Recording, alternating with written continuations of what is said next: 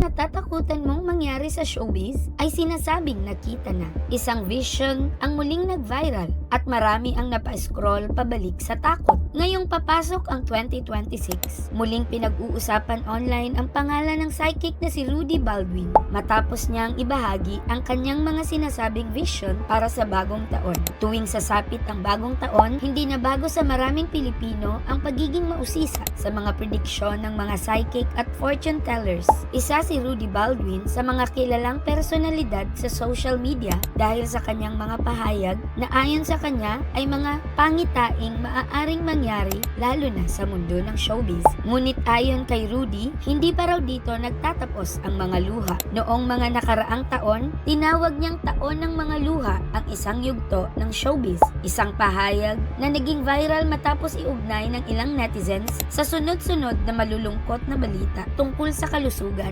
pagkawala at personal na pagsubok ng ilang artista. Mahalagang linawin na wala itong opisyal na kumpirmasyon at nananatili itong mga personal na pahayag lamang. Noong December 31, muling in-upload ni Rudy Baldwin sa kanyang Facebook page ang isang video kung saan inilatag niya ang kanyang sinasabing mga vision para sa 2026.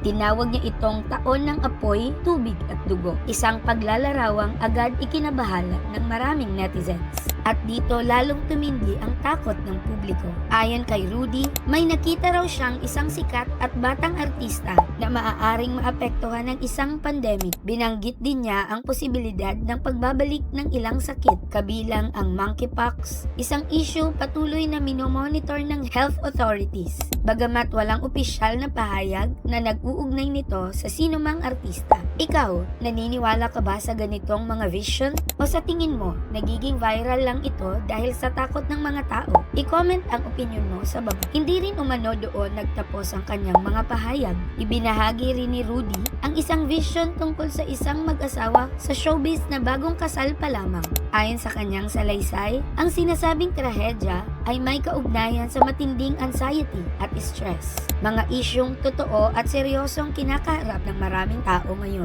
Muli, paalala, ang mga ito ay mga personal na pahayag at wala pang kumpirmasyon mula sa mga otoridad o sa mga sangkot. Isa sa mga pinaka nakakapangilabot na bahagi ng kanyang video ay ang babala para sa mga content creator at vloggers. Ayon sa kanyang sinabi, may nakita raw siyang insidente ng karahasan habang naka-live ang isang vlogger. Isang pahayag na lalong nagpalala ng pangamba, lalo na't may mga naitalang krimen laban sa online personalities sa iba't ibang panig ng mundo. Sa huli, nagbigay rin siya ng babala tungkol sa posibilidad ng mga localized lockdown sakaling muling lumala ang public health situations. Isang bagay na nakadepende pa rin sa opisyal na desisyon ng pamahalaan at health experts. Sa dulo ng lahat ng ito, mahalagang tandaan na ang takot ay mabilis kumalat, pero mas mahalaga pa rin ang tamang impormasyon, pag-iingat at kritikal na pag-iisip. Kung gusto mo ng ganitong klaseng kwento at malinaw na paliwanag sa mga viral na usapan online, huwag kalimutang mag-like, mag-comment at mag-subscribe para manatiling updated.